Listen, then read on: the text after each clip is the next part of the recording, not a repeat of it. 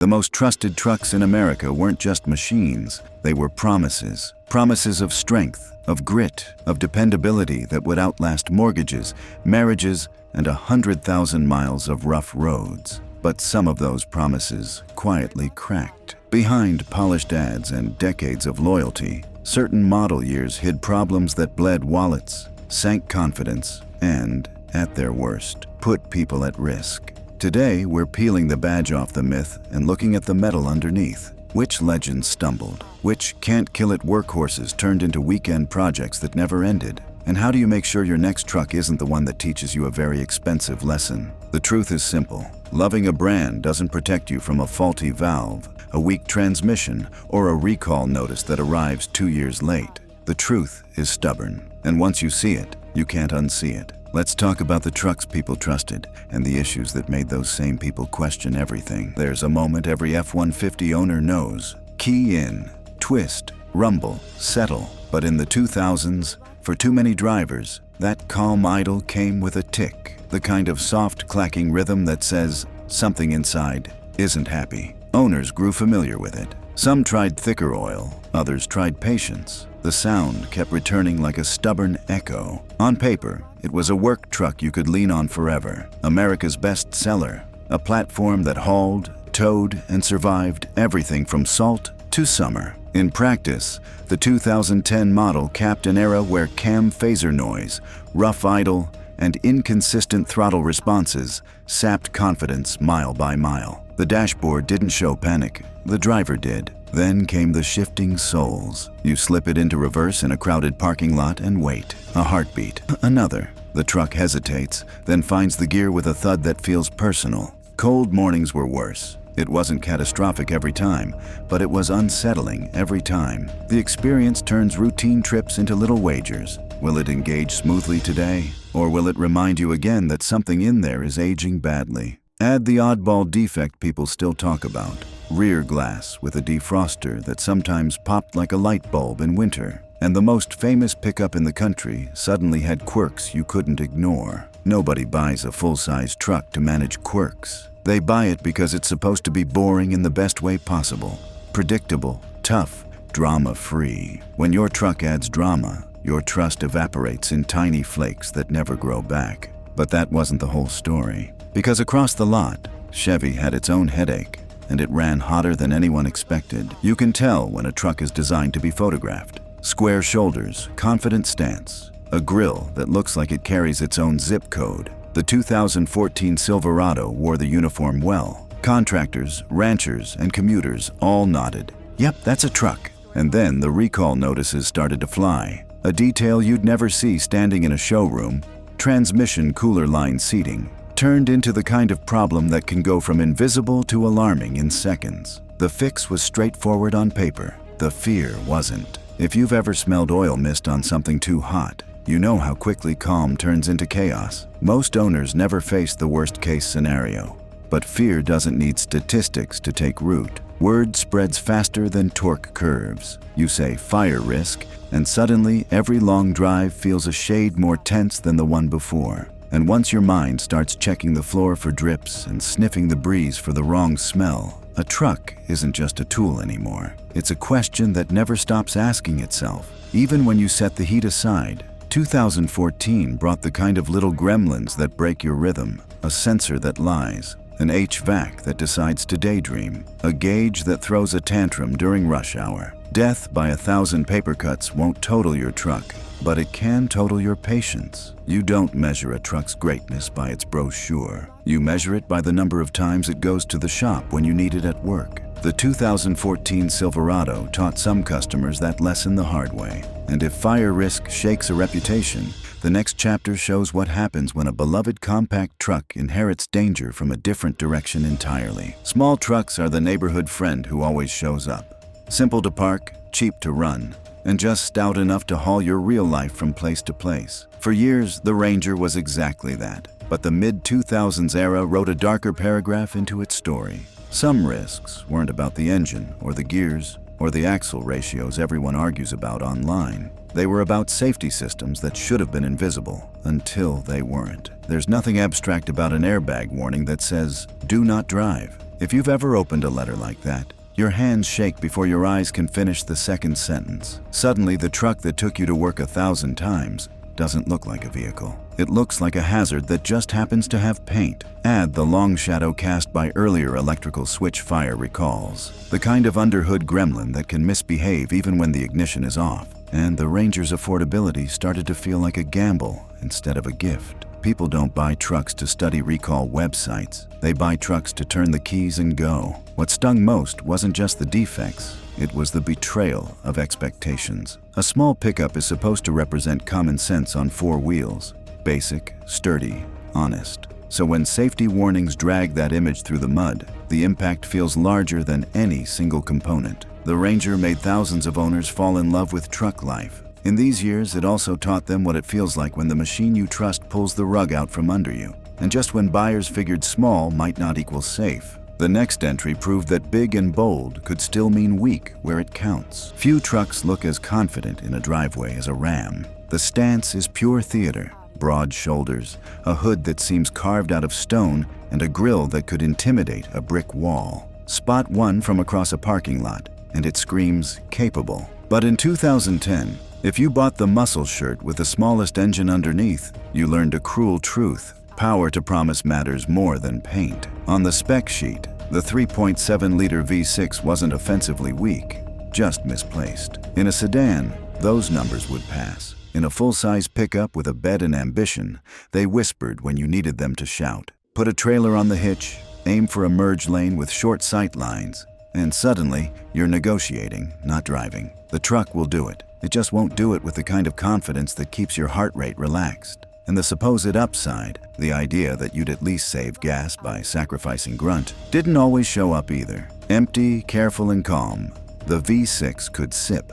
Loaded or rushed, it sipped like a V8 on Casual Friday. This is the kind of disappointment that doesn't break in a single day. It reveals itself across a year of real life. That hill to the job site you hate, the headwind that exposes the torque curve, the familiar stretch of interstate where passing takes a calendar instead of a clock. It's not a disaster movie, it's death by compromise, and it makes you stare out the windshield and wonder if you bought the wrong configuration. No shame in learning, plenty of pain in paying to learn. If the Ram proved that swagger without substance gets old fast, the next truck shows that reinventing the pickup can win daily comfort while losing a chunk of the audience who still live at the hardware store. The Ridgeline made truck loyalists raise an eyebrow the way a steakhouse purist reacts to a veggie burger. Unibody? Independent rear suspension? A trunk in the bed? Heresy until you drive it. Then it turns out to be exactly what a lot of real-world owners actually need. Quiet,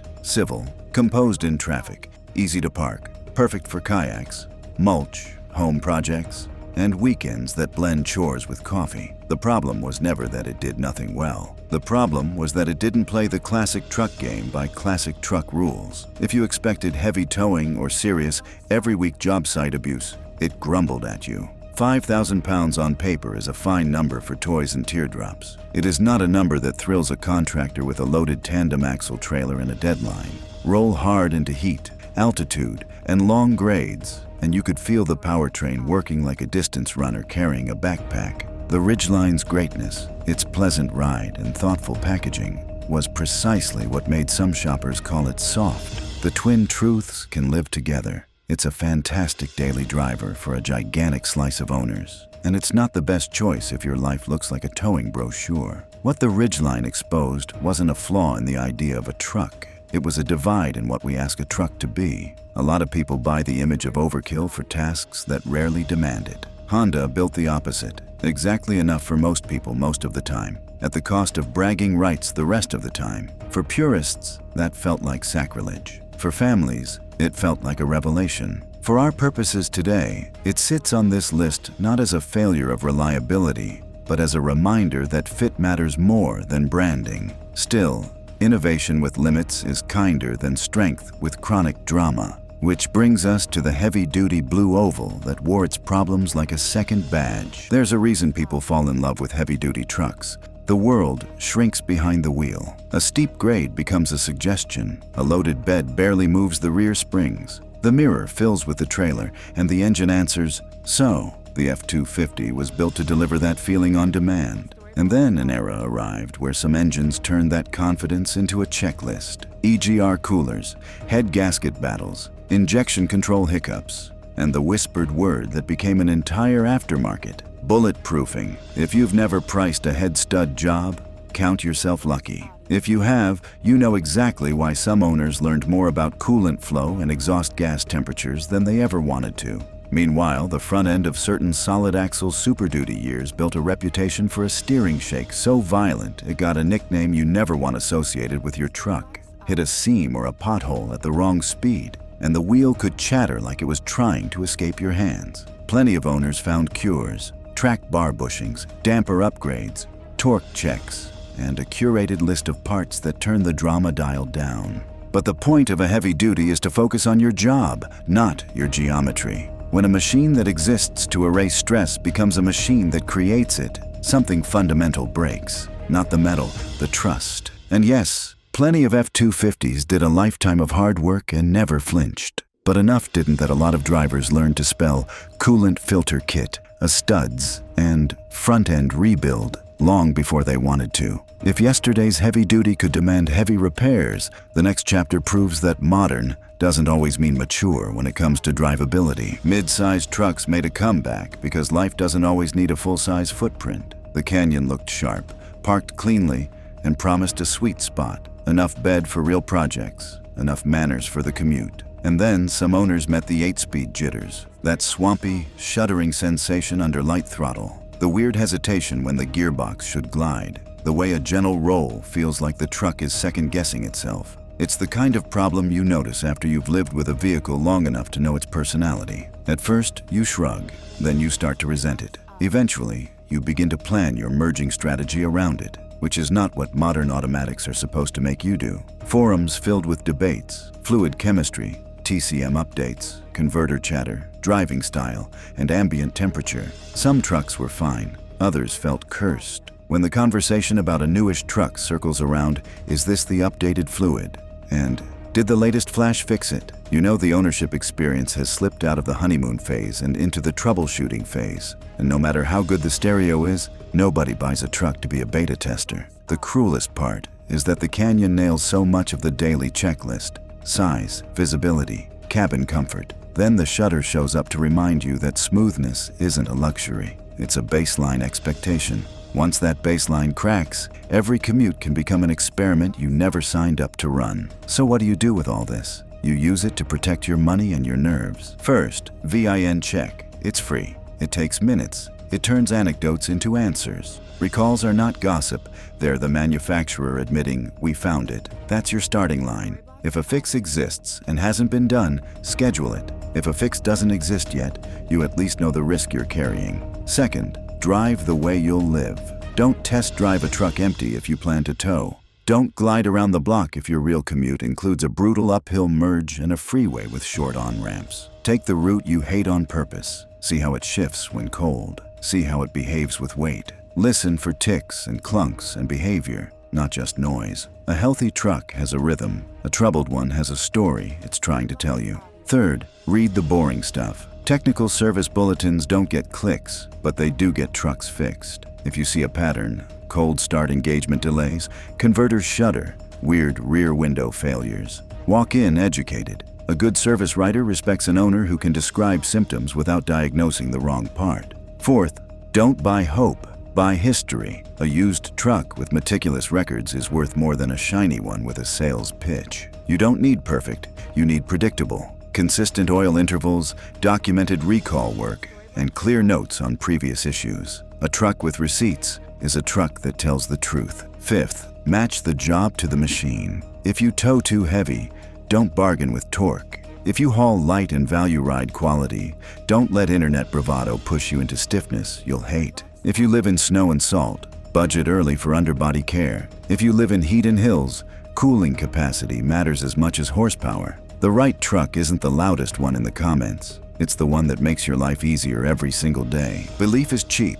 Proof costs time. Proof is the cold start on a January morning when the truck slides into gear like butter. Proof is the trailer coming up to speed without a fuss. Proof is that weird vibration that never appears, the warning light that never shows, the repair line on your bank statement that never exists. You don't remember the proof because nothing happens. That's the point. The trucks on today's list, specific years, specific configurations, produced too many moments where something happened. Maybe it was a harmless annoyance, maybe it was a scary one. Either way, enough owners told the same story that the pattern became impossible to ignore. And here's the twist most videos never give you. Some of these trucks also have thousands of owners who love them. That's not a contradiction. Two things can be true at once. You can adore your truck and acknowledge that the model year had issues. You can swear by your brand and still read a recall notice with a knot in your stomach. Loving a machine doesn't mean ignoring its history. Loving it means knowing exactly what it is and driving accordingly. What the badges won't tell you, but the years will. Badges carry legacies. Years carry reality. A famous name can't turn a weak configuration into a strong one. A clever design can't turn a commuter platform into a workhorse without trade-offs. A recall can't erase a scare, but a completed recall can protect the next owner from living it again. If you're shopping, start with, what do I really need this truck to do? And then interrogate years, engines, transmissions, and common fixes like a detective. If you own one of these already, don't panic. Plan. Preventive maintenance and the right updates can turn a stress case into a stone-reliable partner. And if you're the person who has to hear, you should have bought brand X from a friend every time your truck hiccups, here's your script. I bought the truck I needed. I fixed what mattered. I keep records, and it works. For me, end of debate. Trucks are more than tools. They're the soundtrack to a life full of jobs and weekends and road trips that become stories years later. But stories are only fun when the plot twists happen outside the engine bay. The trucks we covered today taught owners hard lessons about loyalty, about research, and about how a single component can turn pride into regret. The good news? You don't have to repeat their mistakes. Start with knowledge. Stay curious, ask the boring questions, drive the hard route before you sign, and never confuse a glossy badge with a guaranteed future. If one of these models stung you, if a shudder ruined a road trip, if a tick kept you up at night, if a recall letter made your hands shake, tell us below. Your story might save someone a stack of cash and a year of stress. If you want more deep dives that cut through hype and hunt for the truth, hit subscribe. There's a lot more we're going to uncover. Newer trucks, bigger claims, and surprises that even we didn't expect. Because the road is long, your money is real, and the difference between a truck you trust and a truck you fight with every month is the difference between loving the drive and fearing it. Choose the truck that proves itself, one smooth, uneventful mile at a time.